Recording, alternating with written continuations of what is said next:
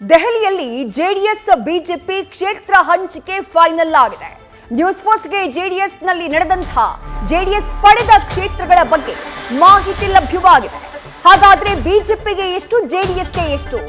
24 ಕ್ಷೇತ್ರಗಳಲ್ಲಿ ಬಿಜೆಪಿ ಸ್ಪರ್ಧೆಯನ್ನ ಮಾಡಲಿದೆ.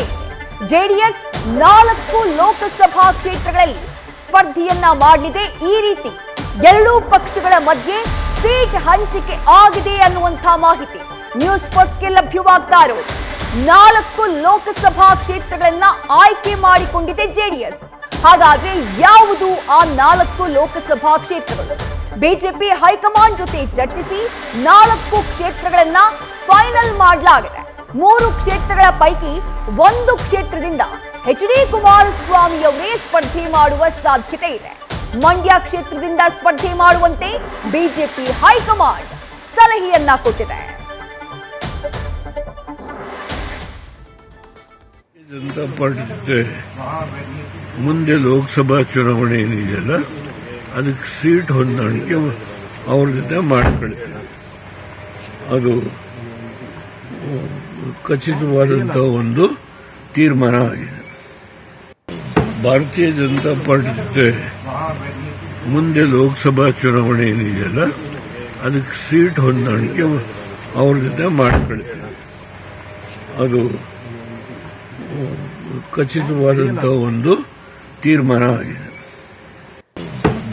ಇದು ಮಾಜಿ ಪ್ರಧಾನಿ ಎಚ್.ಡಿ. ದೇವೇಗೌಡ ಅವರು ಬಿಜೆಪಿ ಹೈಕಮಾಂಡ್ ಜೊತೆಗಿನ ಸಭೆಯ ಬಳಿಕ ಬಹಳ ಕ್ಲಿಯರ್ ಕಟ್ ಆಗಿ ಕೊಟ್ಟಿರುವಂತಹ ಇನ್ಫಾರ್ಮೇಶನ್. ಸೀಟು ಹಂಚಿಕೆಯ ಬಗ್ಗೆ ಅಂತಿಮ ನಿರ್ಧಾರ ಆಗಿದೆ ಅನ್ನುವಂಥದ್ದನ್ನ ಖುದ್ದು ಮಾಜಿ ಪ್ರಧಾನಿ ಎಚ್.ಡಿ. ದೇವೇಗೌಡ ಅವರೇ ಹೇಳಿದ್ದಾರೆ. ನ್ಯೂಸ್ ಫಸ್ಟ್ಗೆ ಎಷ್ಟು ಕ್ಷೇತ್ರಗಳಲ್ಲಿ ಜೆಡಿಎಸ್ ಸ್ಪರ್ಧೆ ಮಾಡಲಿದೆ, ಹಾಗೆ ಬಿಜೆಪಿ ಎಷ್ಟು ಕ್ಷೇತ್ರಗಳಲ್ಲಿ ಸ್ಪರ್ಧೆ ಮಾಡಲಿದೆ ಅನ್ನುವಂತಹ ಮಾಹಿತಿ ಕೂಡ ಲಭ್ಯವಾಗಿರೋದು. 24 ಕ್ಷೇತ್ರಗಳಲ್ಲಿ ಬಿಜೆಪಿ ಸ್ಪರ್ಧೆಯನ್ನ ಮಾಡಿದ್ರೆ 4 ಕ್ಷೇತ್ರಗಳಲ್ಲಿ ಜೆಡಿಎಸ್ ಸ್ಪರ್ಧೆಯನ್ನ ಮಾಡಲಿದೆ. ಹಾಗಾದ್ರೆ ಆ 4 ಕ್ಷೇತ್ರಗಳು ಯಾವುವು? ಮೊದಲನೇದಾಗಿ ಹಾಸನ ಲೋಕಸಭಾ ಕ್ಷೇತ್ರ. ಹಾಸನದಲ್ಲಿ ಸದ್ಯ ಸಂಸದರಾಗಿರುವುದು ಪ್ರಜ್ವಲ್ ರೇವಣ್ಣ, ಜೆಡಿಎಸ್ನ ಸಂಸದರೇ ಇದ್ದಾರೆ. ಆ ಕ್ಷೇತ್ರ ಮತ್ತೆ ಜೆಡಿಎಸ್ನ ತೆಕ್ಕೆಗೆ ಹೋಗಿದೆ ಮೈತ್ರಿಯ ಸಂದರ್ಭದಲ್ಲಿ ಅನ್ನುವಂಥ ಮಾಹಿತಿ. ಮತ್ತೊಂದು ಕ್ಷೇತ್ರ ಮಂಡ್ಯ ಕ್ಷೇತ್ರ. ಈ ಹಿಂದೆ ಜೆಡಿಎಸ್ನ ಭದ್ರಕೋಟೆ ಅಂತ ಕರೆಯಲಾಗ್ತಾ ಇತ್ತು. ಬಟ್ ಕಳೆದ ವಿಧಾನಸಭಾ ಚುನಾವಣೆಯಲ್ಲಿ ಲೆಕ್ಕಾಚಾರಗಳೆಲ್ಲವೂ ಕೂಡ ಉಲ್ಟಾ ಪಲ್ಟಾ ಆಗ್ಬಿಡ್ತು. ಸದ್ಯ ಅಲ್ಲಿ ಸಂಸದೆಯಾಗಿರೋದು ಪಕ್ಷೇತರ ಅಭ್ಯರ್ಥಿಯಾಗಿ ಸ್ಪರ್ಧೆ ಮಾಡಿದ್ದಂತಹ ಸುಮಲತಾ ಅವರು ಬಿಜೆಪಿಗೆ ಬೆಂಬಲವನ್ನ ಘೋಷಣೆ ಮಾಡಿದ್ರು ಕೂಡ ಅಧಿಕೃತವಾಗಿ ಅವರು ಬಿಜೆಪಿಯನ್ನ ಸೇರ್ಪಡೆಯಾಗಿಲ್ಲ. ಹಾಗಾಗಿ ಮಂಡ್ಯ ಕ್ಷೇತ್ರವನ್ನ ಜೆಡಿಎಸ್ಗೆ ಬಿಜೆಪಿ ಬಿಟ್ಟು ಕೊಟ್ಟಿದೆ ಅನ್ನುವಂಥ ಮಾಹಿತಿ. ಮತ್ತೊಂದು ಲೋಕಸಭಾ ಕ್ಷೇತ್ರ ಕೋಲಾರ ಲೋಕಸಭಾ ಕ್ಷೇತ್ರ. ಸದ್ಯ ಇಲ್ಲಿರೋದು ಬಿಜೆಪಿಯ ಸಂಸದ ಮುನಿಸ್ವಾಮಿ ಅವರು. ಈ ಕ್ಷೇತ್ರವನ್ನ ಅಲ್ಲೂ ಕೂಡ ಜೆಡಿಎಸ್ ಬೇಸ್ ಬಹಳ ಸ್ಟ್ರಾಂಗ್ ಆಗಿ ಇದೆ. ಹಾಗಾಗಿ ಕೋಲಾರ ಲೋಕಸಭಾ ಕ್ಷೇತ್ರವನ್ನ ಕೂಡ ಜೆಡಿಎಸ್ಗೆ ಬಿಟ್ಟು ಕೊಡೋದಕ್ಕೆ ಬಿಜೆಪಿ ಹೈಕಮಾಂಡ್ ನಾಯಕರು ತೀರ್ಮಾನಿಸಿದ್ದಾರೆ ಅನ್ನುವಂಥ ಮಾಹಿತಿ ನ್ಯೂಸ್ ಫಸ್ಟ್ಗೆ ಲಭ್ಯವಾಗಿರೋದು. ಇನ್ನು 4ನೇ ಕ್ಷೇತ್ರದ ಬಗ್ಗೆ ಒಂದಿಷ್ಟು ಕನ್ಫ್ಯೂಷನ್.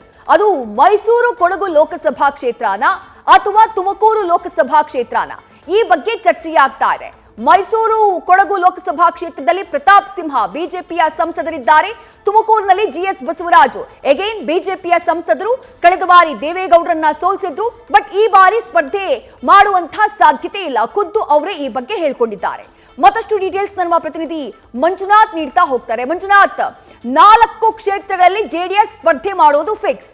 ಬಟ್ ಇಲ್ಲಿ ಕುತೂಹಲವನ್ನ ಮತ್ತಷ್ಟು ಕೆರಳಿಸ್ತಾ ಇರೋದು ಎಚ್.ಡಿ. ಕುಮಾರಸ್ವಾಮಿ ಅವರಿಗೆ ಮಂಡ್ಯದಿಂದ ಸ್ಪರ್ಧೆ ಮಾಡುವಂತೆ ಬಿಜೆಪಿಯ ಹೈಕಮಾಂಡ್ ನಾಯಕರು ಕೊಟ್ಟಿರುವಂತಹ ಸಲಹೆ.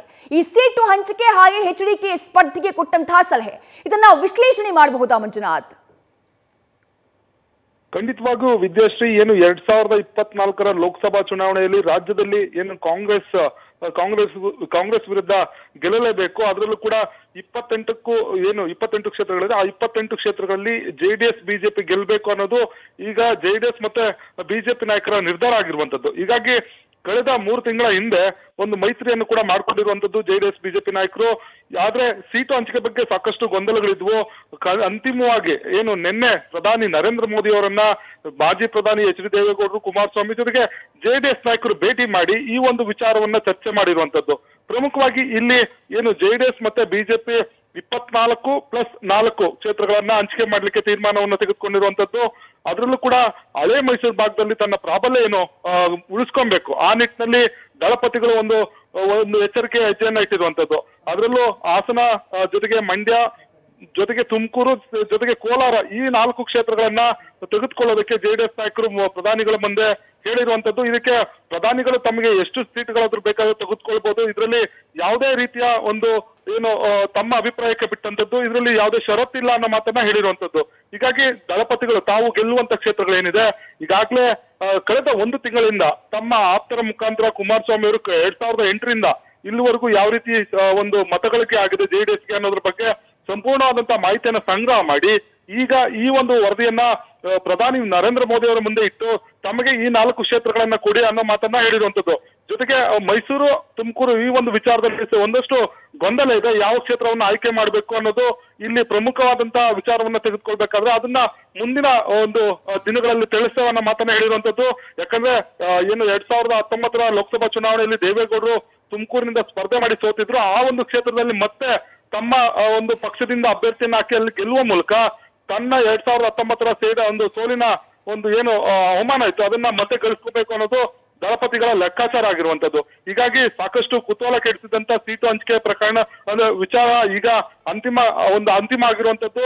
4 ಕ್ಷೇತ್ರಗಳಲ್ಲಿ ಸ್ಪರ್ಧೆ ಮಾಡ್ಲಿಕ್ಕೆ ಜೆಡಿಎಸ್ ಕೂಡ ಒಂದು ಒಲವನ್ನು ಹೊಂದಿದೆ. ಅದಕ್ಕೆ ಬಿಜೆಪಿ ಹೈಕಮಾಂಡ್ ಕೂಡ ಒಂದು ಏನು ಒಪ್ಪಿಗೆಯನ್ನು ಕೂಡ ಕೊಟ್ಟಿರುವಂತದ್ದು. ಜೊತೆಗೆ ಇಲ್ಲಿ ಪ್ರಮುಖವಾಗಿ ಮಾಜಿ ಮುಖ್ಯಮಂತ್ರಿ ಎಚ್ ಡಿ ಕುಮಾರಸ್ವಾಮಿ ಅವರು ನಿನ್ನೆ ಕೂಡ ಹೇಳಿರುವಂತದ್ದು, ನಾನು ಯಾವುದೇ ಕ್ಷೇತ್ರದಿಂದ ಲೋಕಸಭೆ ಚುನಾವಣೆಗೆ ಸ್ಪರ್ಧೆ ಮಾಡಲ್ಲ ಅನ್ನೋ ಮಾತನ್ನ ಹೇಳಿರುವಂತದ್ದು. ಆದ್ರೆ ಬಿಜೆಪಿ ಹೈಕಮಾಂಡ್ ನಾಯಕರು ಕುಮಾರಸ್ವಾಮಿ ಅವರು ರಾಷ್ಟ್ರ ರಾಜಕಾರಣಕ್ಕೆ ಬರಬೇಕು ಅನ್ನೋ ನಿಟ್ಟಿನಲ್ಲಿ ಅವರನ್ನ ಯಾವ್ದಾದ್ರು ಒಂದು ಕ್ಷೇತ್ರದಲ್ಲಿ ತುಮಕೂರು ಅಥವಾ ಮಂಡ್ಯದಿಂದ ತಾವು ಸ್ಪರ್ಧೆ ಮಾಡಬೇಕು ಅನ್ನೋ ಒಂದು ಸಲಹೆಯನ್ನು ಕೊಟ್ಟಿರುವಂತದ್ದು. ಅದರಲ್ಲೂ ಪರ್ಟಿಕ್ಯುಲರ್ ಆಗಿ ಅಂದ್ರೆ ಮಂಡ್ಯದಿಂದಲೇ ನೀವು ಸ್ಪರ್ಧೆ ಮಾಡಿ ಲೋಕಸಭಾ ಕೇಂದ್ರಕ್ಕೆ ಬನ್ನಿ ಅನ್ನೋ ಒಂದು ಸಲಹೆಯನ್ನ ಕೊಟ್ಟಿರುವಂತದ್ದು. ಆದ್ರೆ ಕುಮಾರಸ್ವಾಮಿ ಅವರು ಇನ್ನೂ ಕೂಡ ತೀರ್ಮಾನ ತೆಗೆದುಕೊಂಡಿಲ್ಲ. ಮುಂದಿನ ದಿನಗಳಲ್ಲಿ ಪರಿಸ್ಥಿತಿಗಳನ್ನ ಅವಲೋಕಿಸಿ ಯಾವ ರೀತಿ ನಿರ್ಧಾರವನ್ನ ತೆಗೆದುಕೋಬೇಕು, ರಾಜ್ಯದಲ್ಲಿ ಯಾವ ರೀತಿಯ ಸನ್ನಿವೇಶಗಳು, ಕಾಂಗ್ರೆಸ್ ಯಾವ ರೀತಿ ಅಭ್ಯರ್ಥಿಗಳನ್ನ ಹಾಕುತ್ತೆ, ಆ ಒಂದು ಎಲ್ಲಾ ವಿಚಾರಗಳನ್ನ ನೋಡ್ಕೊಂಡು ಅಂತಿಮವಾಗಿ ಒಂದು ಈ ನಿರ್ಧಾರವನ್ನ ತೆಗೆದುಕೊಳ್ತೇವೆ ಅನ್ನೋ ಮಾತನ್ನ ಕುಮಾರಸ್ವಾಮಿ ಅವರು ಕೂಡ ಹೇಳಿರುವಂತದ್ದು. ಹೀಗಾಗಿ ಬಹುತೇಕ ಏನು ಲೋಕಸಭಾ ಚುನಾವಣೆಯಲ್ಲಿ ಜೆಡಿಎಸ್ 4 ಕ್ಷೇತ್ರಗಳಿಗೆ